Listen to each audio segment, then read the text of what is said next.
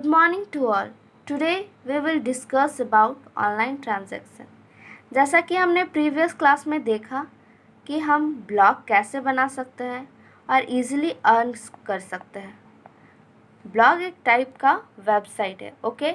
जिसने वो वीडियो नहीं देखा है, डिस्क्रिप्शन बॉक्स में लिंक अवेलेबल है, आप ज़रूर देखिए।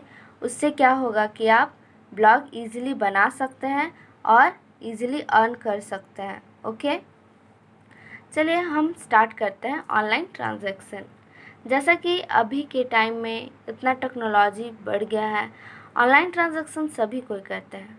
तो ये क्या है, एक बार देखें इसका डेफिनेशन। ई शॉपिंग और ऑनलाइन शॉपिंग मीन्स बाइंग और selling product on the internet. जब भी हम प्रोडक्ट का खरीद बिक्री करते हैं ऑनलाइन, ठीक है, नेट के थ्रू, तो हम उसे क्या करते हैं, ऑनलाइन ट्रांजैक्शन कहते हैं, ओके।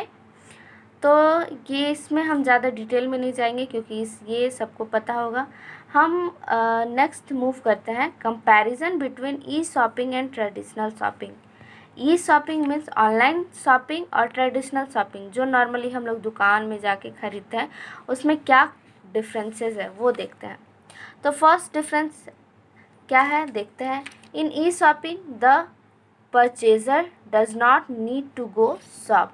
क्या होता है, परचेज़र को शॉप जाने की ज़रूरत नहीं होती है। और ट्रेडिशनल शॉपिंग में क्या होता है, ज़रूरत होता है। और ई शॉपिंग में क्या होता है, यूज़र अपना एनर्जी और टाइम दोनों सेव कर सकता है और ट्रेडिशनल शॉपिंग में ऐसा नहीं हो सकता है। नेक्स्ट क्या है, e shopping. In e shopping buyer can view 100 or a variety of the same product. क्या होता है, ई शॉपिंग में हम लोग एक ही टाइप का क्लोथ्स का वैरायटी हम लोग देख सकते हैं, पर ट्रेडिशनल शॉपिंग में उतना स्टॉक नहीं रहता है, ठीक है। और नेक्स्ट देखते हैं, in e shopping the buyer में receive their product after a period of time. बोला जा रहा है ई शॉपिंग में कुछ दिन के बाद हमें प्रोडक्ट मिलता है और ट्रेडिशनल शॉपिंग में हम लोग इंस्टेंटली ले सकते हैं, ओके। और भी बहुत सारे डिफरेंसेस आप लोग ऐड कर सकते हैं। ये उतना कॉमनली नहीं आता है, पर इनकेस अगर आ जाता है तो आप आराम से लिख सकते हैं क्योंकि ये अभी का कॉमन टर्म है, ओके। अब हम लोग नेक्स्ट मूव करते हैं IRCTC ट्रांजैक्शन। IRCTC मतलब क्या है, Indian railway catering and tourism corporation, ठीक है। ये जनरली हम लोग रिजर्वेशन, रेलवे रिजर्वेशन या कुछ भी का रिजर्वेशन जब करते हैं तब यूज़ होता है। तो जैसा कि हम लोग किसी भी प्रकार का रिजर्वेशन करते हैं, ऑनलाइन रिजर्वेशन, तो उससे बोला जा रहा है IRCTC, ओके।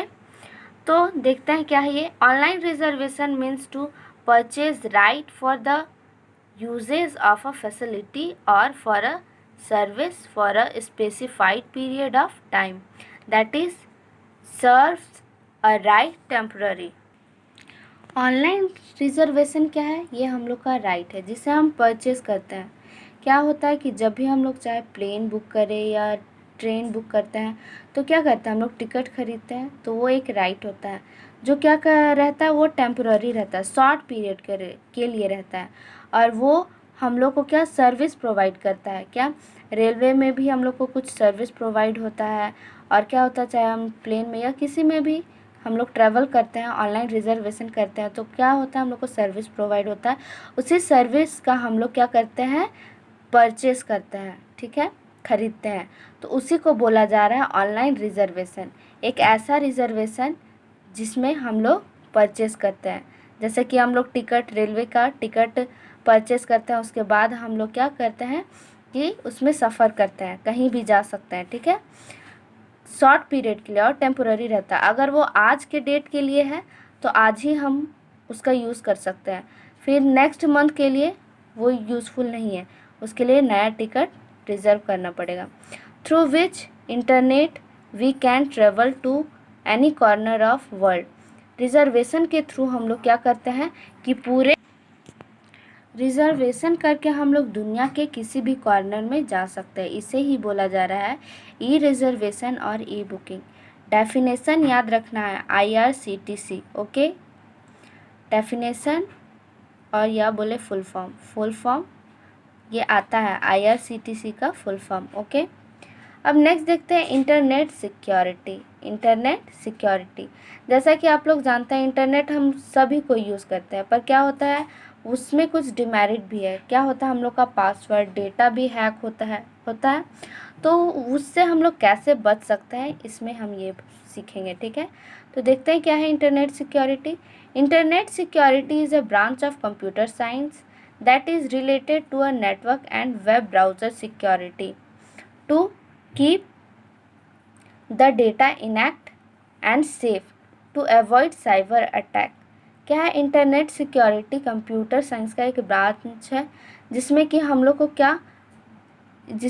लोग को पता चलता है कि किसके किसके थ्रू हम लोग अपना डेटा को सेव रख सकते हैं, ठीक है, और कैसे साइबर अटैक से हम लोग बच सकते हैं। जैसे कि साइबर अटैक सबको पता है, अचानक से हम लोग कुछ भी फ़ोन में सर्च करते हैं और अचानक से हम लोग के फ़ोन में आता है इस वेबसाइट से हट जाइए, इसमें वायरस है, ये सब होता है ना। क्या होता है, जब हम लोग नया फ़ोन लेते हैं तो वो बहुत अच्छे से काम करता है, धीरे धीरे क्या होता है वो हैंग करने लगता है।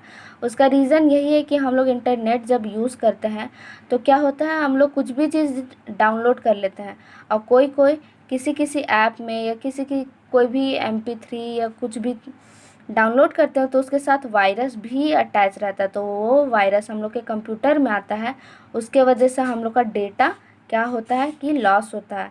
या तो क्या होगा, हैंग होगा तो हमें फॉर्मेट मारना पड़ सकता है, या तो क्या होता है कि हम लोग का सारा मोबाइल ही ख़राब हो जाए, इतना ज़्यादा साइबर अटैक हो जाए, ठीक है, या वायरस आ जाए, ठीक है।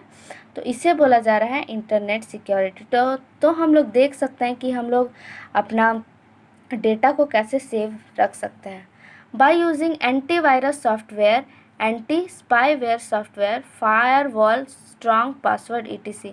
हम लोग अपना साइबर अटैक से कैसे बच सकते हैं, बाय यूजिंग एंटीवायरस। अगर हम लोग के फ़ोन में एंटीवायरस रहेगा तो कभी भी हम लोग के फ़ोन में वायरस नहीं आ पाएगा और जिसके वजह से हम लोग का डेटा भी लूज़ नहीं होगा। और क्या हो सकता है, फायरवॉल, स्ट्रॉन्ग पासवर्ड, और स्ट्रॉन्ग पासवर्ड के थ्रू भी हम लोग का डेटा हैक नहीं हो सकता है, ना ही साइबर अटैक होगा, ठीक है। अब नेक्स्ट हम लोग मूव करते हैं practice for security of data. ये बहुत ज़्यादा इम्पॉर्टेंट है, हर बोर्ड के एग्ज़ाम में आता है ये, ठीक है। 5 मार्क्स 2 मार्क्स जितना भी मार्क्स बोले ये आता है, ठीक है, कि हम लोग डेटा को कैसे सिक्योर रख सकते हैं। ओके, तो फर्स्ट देखते हैं password. Password should be combination of alphabet, numbers and special characters so that it is not easily to crack by other। क्या होता है कि हम लोग किसी भी चीज़ में लॉगिन करते हैं, जैसे कि गूगल पे ही आ गया, अभी बहुत कुछ आ गया, पेटीएम आ गया, तो उसमें हम लोग को बोला जा रहा है कि स्ट्रॉन्ग पासवर्ड रखना है। पासवर्ड क्या होना चाहिए, स्ट्रॉन्ग। जैसे कि नॉर्मल आपका नाम है, आपका नाम मान लीजिए कि रिया है, तो रिया नॉर्मली नाम नहीं रख देना है, क्योंकि मान लीजिए कि वो आपका रिलेटिव ही होगा तो वो आराम से आपका डेटा को हैक कर सकता है, ठीक है, आपका नाम चूज़ करके। तो पासवर्ड स्ट्रांग होना चाहिए इस टाइप का, जिसमें कि क्या कैपिटल लेटर भी यूज़ होना चाहिए, स्पेशल कैरेक्टर भी यूज़ होना चाहिए, नंबर्स भी यूज़ होना चाहिए। ओके, तो ये क्या होता है कि हैकर के लिए क्रैक करना या गैस करना थोड़ा डिफ़िकल्ट होता है। ओके, नेक्स्ट देखते हैं data backup. Keep copies of the personal data in external device like pen drive, CD etc। क्या हमें करना चाहिए कि हम लोग का डेटा को क्या करना चाहिए कि किसी भी एक्सटर्नल डिवाइस में स्टोर करके रखना चाहिए, ताकि मान लीजिए कि अगर हम लोग का फ़ोन बहुत ज़्यादा हैंग भी कर रहा है, हमें फॉर्मेट मारना पड़े, तो हम लोग क्या पेन ड्राइव में अपना डेटा स्टोर करके रखें तो वापस से हम लोग कॉपी पेस्ट कर सकते हैं। ओके, अब नेक्स्ट है क्या, third, private user name and password. Never save your username or password on the other computer because your data accessed by another user। ठीक है, इसमें ये बोला जा रहा है कि कहीं भी मान लीजिए कि हम लोग के जब हम लोग के पास नेट नहीं था या हमें फॉर्म फिलअप करने नहीं आता है, किसी चीज़ का फॉर्म निकला है, तो हम लोग क्या करते हैं कि कैफ़े में ही जाते हैं। तो कैफ़े में मान लीजिए कि हम लोग लॉगिन किए, फॉर्म वॉर्म फिल किए, और मान लीजिए कि उसमें हम लोग अपना डेटा या सेव, जैसे कि गूगल में कुछ भी चीज़ लॉगिन करते हैं तो उसमें पूछता है do you want to save your password. तो उसमें क्या करना है कि हमेशा एग्री नहीं करना है। क्या क्या बोल रहा है, never save your user name on or password on the other computer. Other computer में अपना यूज़र नेम और पासवर्ड सेव नहीं करना है। क्यों? क्योंकि उसमें क्या होता है कि बहुत सारे यूज़र आते जाते रहते हैं, आपका डेटा कोई भी एक्सेस कर सकता है और हैक कर सकता है। मान लीजिए कि आपका पेटीएम का ही कोई पासवर्ड अगर जान जाता है तो क्या आराम से वो ट्रांजैक्शन कर सकता है, आपको पता भी नहीं चलेगा कि ट्रांजैक्शन कैसे हो गया। ठीक है, तो इसीलिए बोला जा रहा है कि कोई भी अदर कंप्यूटर में अगर आप यूज़ कर रहे हैं तो अपना यूज़र नेम पासवर्ड सेव नहीं करना है। ओके, अब नेक्स्ट देखते हैं क्या। नेक्स्ट है रजिस्टरिंग विथ वेबसाइट। बोला जा रहा है कि किसी भी वेबसाइट में हम लोग रजिस्टर करते हैं, जैसे कि हम लोग कुछ भी सर्च करते हैं या डाउनलोड करते हैं या कुछ भी करते हैं, तो क्या होता है उस वेबसाइट का टर्म और पॉलिसीज़ पढ़ लेना चाहिए कि वो वेबसाइट कैसा है। जैसे कि देखते हैं, रीड द प्राइवेसी स्टेटमेंट और policy before registering with a website. The policy will include information about how the website will use the personal data of a user। क्या होता है, हम लोग कोई भी वेबसाइट में रजिस्टर कर लेते हैं कि हाँ ये अगर कुछ क्वेश्चन आंसर सर्च कर रहे हैं वो नहीं मिल रहा है तो वो मेरा लॉगिन आईडी पासवर्ड ऐसे ईमेल आईडी मांगता है तो हम लोग ईमेल आईडी डाल देते हैं, पर ऐसा नहीं करना चाहिए। हर एक वेबसाइट सिक्योर नहीं होता है। क्या करता है कि वो आपका डेटा हैक भी कर सकता है और क्या कर सकता है कि आपका डेटा लूज़ भी कर सकता है। ठीक है, क्या कर सकता है, चोरी भी कर सकता है। ठीक है, उसके थ्रू जैसा कि आपने देखा होगा कि किसी भी वेबसाइट में हम लोग अपना ईमेल डाल देते हैं, उसके बाद ईमेल में हमारा मैसेज आ जाता है, तो क्या करता है वो वेबसाइट अगर अच्छा नहीं रहा तो वो ईमेल बहुत जगह हम लोग यूज़ किए हुए हैं, तो क्या हो सकता है हम लोग का पर्सनल इन्फॉर्मेशन हम लोग का शेयर हो सकता है, मिसयूज़ हो सकता है। ओके, इसीलिए बोला जा रहा है रजिस्टर विथ वेबसाइट। किसी भी वेबसाइट में रजिस्टर करना है तो अच्छे से उसका टर्म पॉलिसीज देख के रजिस्टर करना है। अब नेक्स्ट क्या है, do not share personal information, be caution while sharing of data, ensure that the website is secure और नॉट। किसी भी वेबसाइट में अपना क्या बोला जा रहा है, डेटा शेयर कर रहे हैं तो उससे पहले सिक्योर देखना चाहिए कि हाँ वो सिक्योर है या नहीं।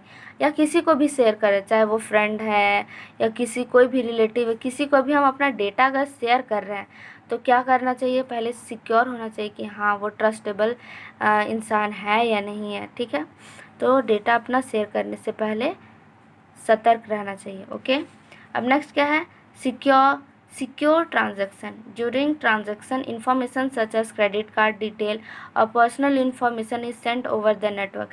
क्या बोला जा रहा है कि जब हम लोग ऑनलाइन ट्रांजैक्शन करते हैं, जैसे कि आप लोग ने किया होगा शॉपिंग के दौरान या रिचार्ज करने के दौरान किया होगा, तो क्या होता है कि हम लोग का पर्सनल इन्फॉर्मेशन जैसे कार्ड डिटेल, अकाउंट डिटेल, या हम लोग का इंटरनेट में जाता है, सर्वर में जाता है, तो जिसके वजह से क्या होता है कि देखते हैं, so always use only secure website for online transaction.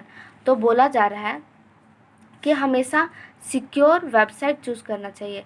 एक बार अभी फ़िलहाल में ही आया था कि रेलवे ने वैकेंसी जारी किया था कि हाँ एक वैकेंसी आया है इतने इतने सीट के लिए, तो सभी को उसमें रजिस्टर कर रहे थे। ओके, तो क्या हो रहा था कि बहुत कोई ने ट्रांजैक्शन किया था, पर क्या हो रहा था कि उसके अकाउंट से कट गया था, पर नेक्स्ट प्रोसेस हो ही नहीं रहा था।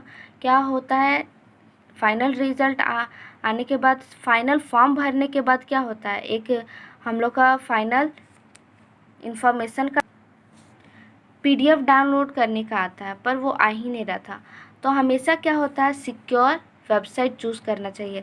जैसा कि हमेशा आप लोग ब्राउज़र में कोई भी ब्राउज़र क्रोम या कोई भी ब्राउज़र में सर्च करते होंगे तो फ्रंट में ही आता होगा कि रेलवे का भारी भारी वैकेंसी, ये सब मैसेजेस ये सब दिखता होगा।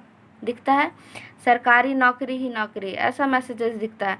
तो हम लोग क्या लालच पे आके उस वेबसाइट में क्लिक कर देते हैं, फॉर्म भरना फिल करना शुरू कर देते हैं, और बाद में पता चलता है कि हम लोग का ट्रांजैक्शन हो गया, हम लोग फॉर्म का पैसा भी कटवा दिए हैं, और हम लोग का क्या हो गया कि पैसा फंस गया। और मान लीजिए कि वो वेबसाइट उसके बाद बंद हो गया, बहुत सारे स्टूडेंट ने फॉर्म फिल कर लिया, उसके बाद वो बंद हो गया, तो आप कुछ कर भी नहीं सकते हैं, कॉन्टैक्ट डिटेल उस वेबसाइट में है नहीं है। तो इसीलिए बोला जा रहा है कोई भी वेबसाइट में जा रहे हैं, फॉर्म फिल कर रहे हैं, तो अच्छे से सतर्क होके फॉर्म फिल करना है, नहीं तो क्या हो सकता है कि आपका पर्सनल इन्फॉर्मेशन भी क्या हो सकता है, शेयर हो सकता है, मिसयूज़ हो सकता है, और आपका पैसा भी कट सकता है। ठीक है, अब नेक्स्ट देखते हैं, use antivirus and anti spyware software. Antivirus and anti spyware program offer real time protection and monitors the computer for any changes made by malwares.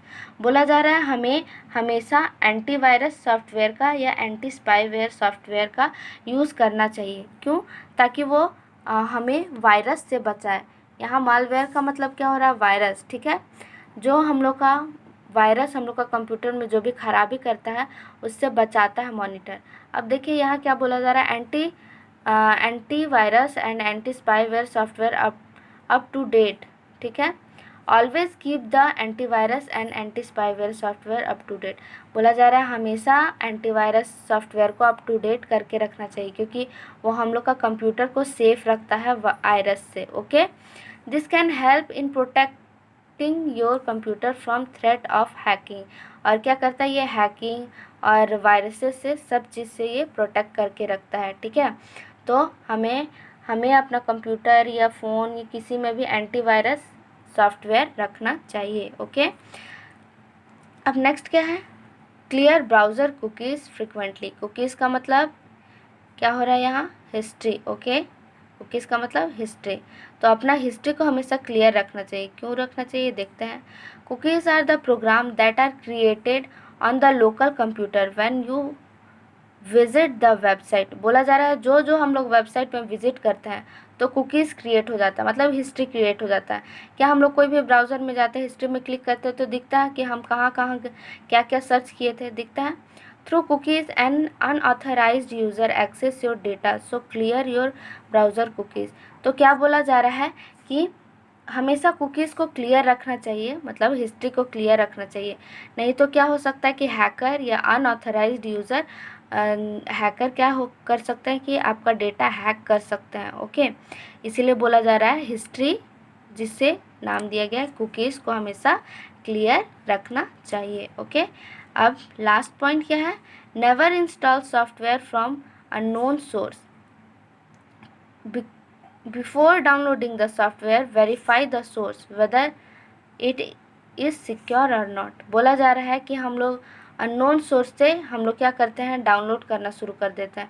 मान लीजिए कि हम लोग MP3 सर्च करना शुरू किए कि लेटेस्ट सॉन्ग का MP3 डाउनलोड करना है, और कुछ और ही ऐप डाउनलोड होने लगता है, तो वैसा वेबसाइट में जाना ही नहीं है, इंस्टॉल ही नहीं करना है। ठीक है, हमेशा सतर्क रहना है। ओके, तो ये सब थे हमारे पॉइंट्स कि हम लोग अपना डेटा को कैसे सिक्योर रख सकते हैं। ये बहुत इम्पॉर्टेंट पॉइंट्स है, हमेशा आता है एग्ज़ाम में, बोर्ड एग्ज़ाम में, तो इसे ध्यान में रखना है। ओके, बहुत इजी पॉइंट्स है, जो हम लोग नॉर्मल लाइफ में करते हैं वही सब है, बस थोड़ा थोड़ा जो हेडिंग है वो सब थोड़ा मोड़ा याद रखना है, और कुछ नहीं है। Okay, now we will end this session. If you have any doubt, then ask me in comment section, and don't forget like, share and subscribe. If you want today's note, then link is available in description box. Thank you for watching.